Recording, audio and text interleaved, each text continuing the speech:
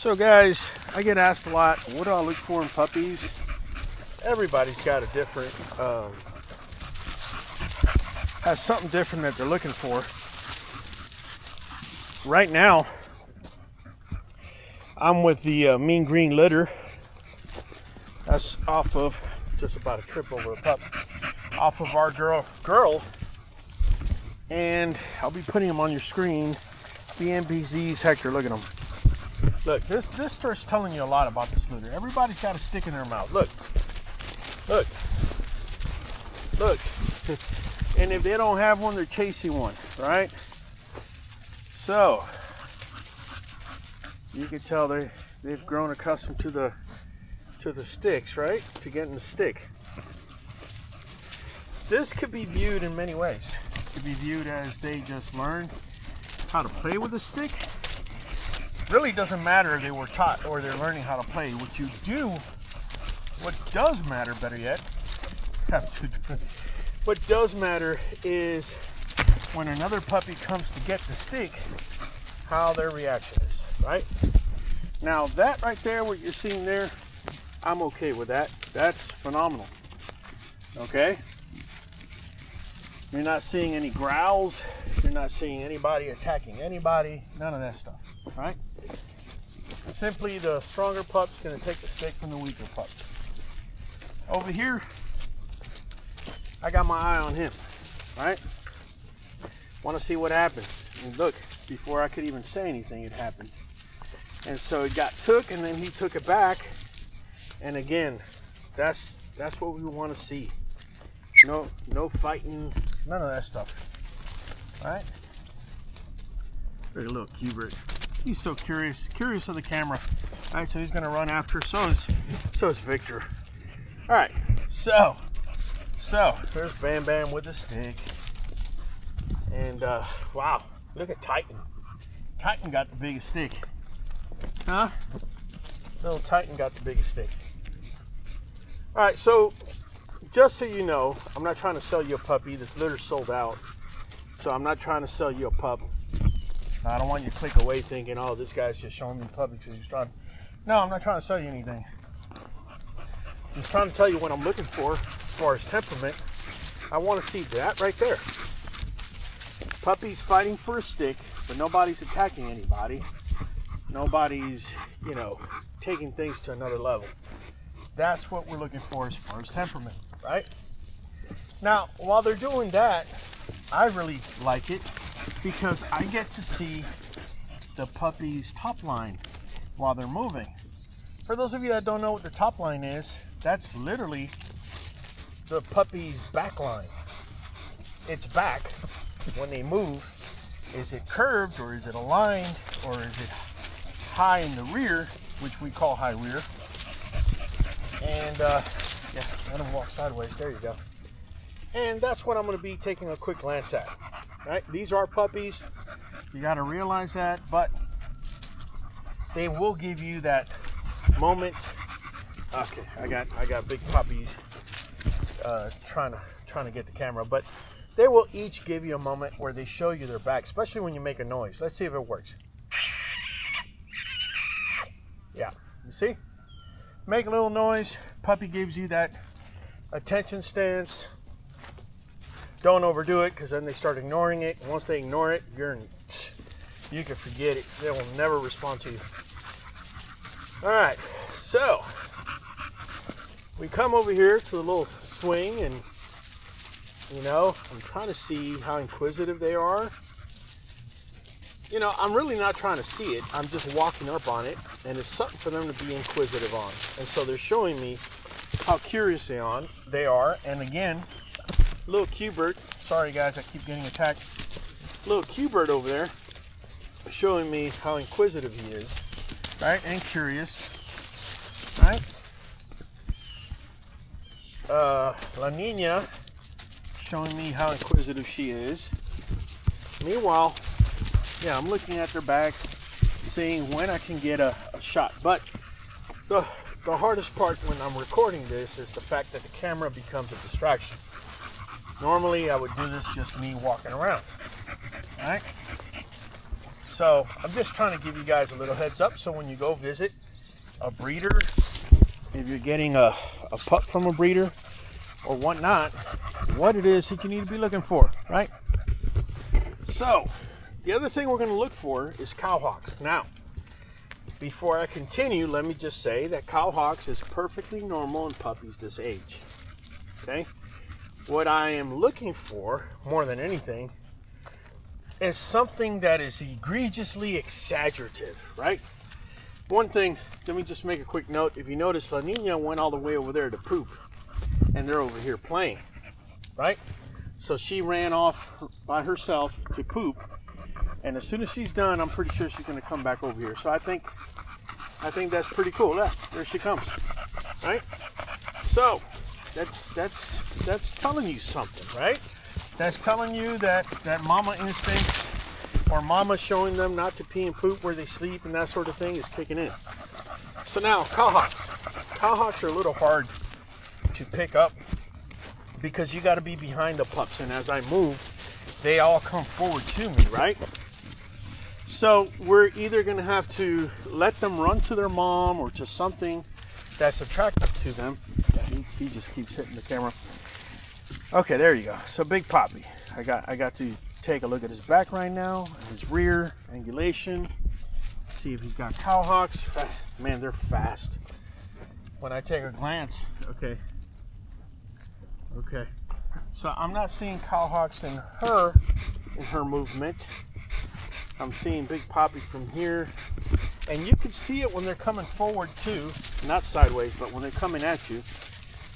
And hopefully I could get one of them to show me. Yeah, if you see his legs, his back legs kick out, he's just too fast. Hold on, let me see if I can.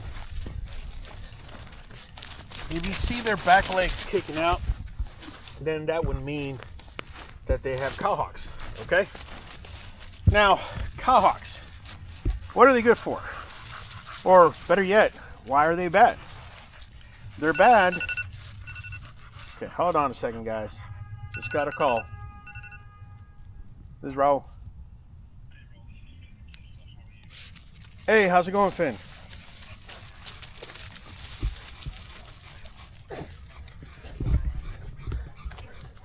Just tomorrow. Just tomorrow's fine. We'll make it happen. Yes, sir. What is that? Right?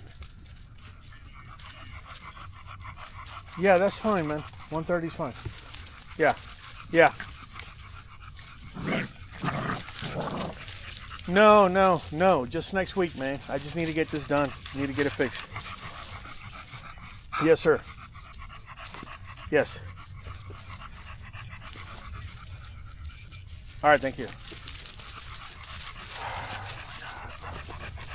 All right, so now, sorry guys, I got a phone call and it threw me off. All right, so cowhawks, they don't affect the dog as far as their movements per se, but it will affect them as far as conformation in the ring. So if you're trying to get a puppy that is going to be going into the ring, then you want to make sure that you're getting one with the least amount, if not no cowhawks whatsoever. If you're looking to pay high price, then you want to make sure that the puppy that you're getting has no cowhawks, right? This is also, again, guys, I'm just going off of where they're going, one thing after another. One thing that's advantageous for our pups is we do have a kennel with quite a few dogs, and so they're able to socialize with all the different adults, right? That's important because you just don't want them to socialize with mom. You want them to behave themselves around other adults, right? So, temperament, seeing them behaving with other adults, preferably if you have, well, Blueberry, as you can see, he's a little pancake over here. I got him shooting. He is just, this guy is just a lovey-dovey. Huh? He's a lovey-dovey, is what he is. And the puppies love him. They love playing with him because he pretty much lets them do whatever they want. But, nonetheless, you want the puppies around other adults. I'll give you an example. My girl Sunshine right here. They tried getting onto her teats to suck on them. Look, watch. Hopefully, yeah. She's now, if he nibbles on her teat, she doesn't like it. She's gonna let him know. And you want to allow the adults to do that because they're literally educating. Okay, so he moved away. So she's been educating them for this past week for them not to do that. And they normally don't try. They're trying now, but you'll see. And they try very little compared because she's already taught them their lesson, if you will. Right? So you want to look at the front feet, especially when they're in movement. Hold on, guys. My screen went blank. Yeah, you want to look at the front feet. Easty Westy is prevalent in large breed and medium-sized breeds. If you don't want Easty Westy, you got to make sure that the doggy doesn't have it. Now, let's have a conversation about Easty Westy. What is Easty Westy? Easty Westy is when the two front feet are actually pointing in different directions. Okay? One pointing east, the other one pointing west. Again, this is more for confirmation than anything else. However, a severe case of Easty Westy can actually cause orthopedic issues for your dog, especially as they age and also as they gain weight. So I'll throw on the screen so you guys will know the types of Easty Westies. There are so many, and there are also conditions that will mask or disguise Easty Westy that I would just have to take the whole video to explain that. But that's what we're looking at. Now I've already seen the bites on the puppies. I might just take another video and do that. I can't do it now because I'm holding the camera. But you definitely want to see the bites. And in doing so, guys, if you're looking to get a pet and you're not looking to breed or anything, does it really matter that you have an underbite or an overbite? As long as it's not severe, it really doesn't matter. If you're looking for a pet, it really doesn't matter. But the reason I still want you to open that puppy's mouth and take a look is to make sure you don't have what they call a cleft palate, right? Cleft palate is a problem. It can be easily operated, especially when the puppy is young. But again, look, these guys are so confident up here. The cleft palate, it can be fixed when they're young, but you're not the one that's going to want to fix it. That's what the breeder's for, right? You bred the puppy that has a cleft palate, you made that, you need to fix that. And the puppy has a cleft palate or had one, even though they had surgery, they should not be breeding. Isn't that right, Blueberry? He agrees. All right, yeah, Sunshine over there, still squirrel sighting. It's really not squirrel hunting, it's squirrel sighting. But yeah, these are the things you want to take a look at. The other thing you want to take a look at is them little tails, all right? Little tails. You want to make sure that them little tails don't have a kink in them, okay? Uh-oh, she about to fall. Yep. There she goes. There he goes, better yet. Why? Why is it important that you don't have a kink? Well, again, if you're looking to have a pet, you probably it's okay to have a kink tail. What is not okay is for you to be paying top dollar for a kink tail. That would be ridiculous. A kink tail, or the tail better yet, is part of the spine.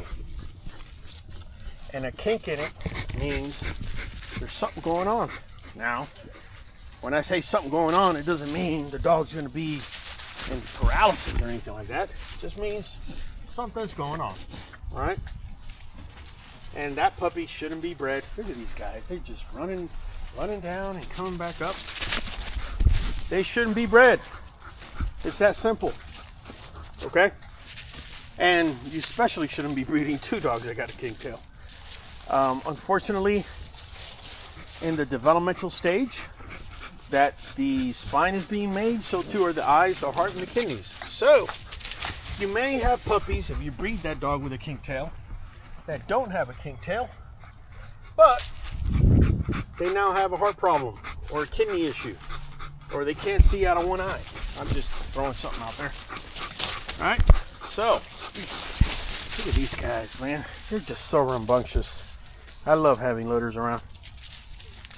So that's all I got for you as far as what to look for. I'm not going to give you the full diatribe as to what to look for if you're a breeder. If you're a breeder, you know what to look for. You're going to look at all these things. You're also going to be seeing food drive. If you can, even if you're not a breeder, ask the breeder that allows you to come to their house and see the pups if you could bang on something loud, or if you could drop like one of the metal food pans or something, and see if any puppies cower or attack the pan. Those are usually not good signs, right? If you want to see how we did the live temperament test, make sure to click on this next video.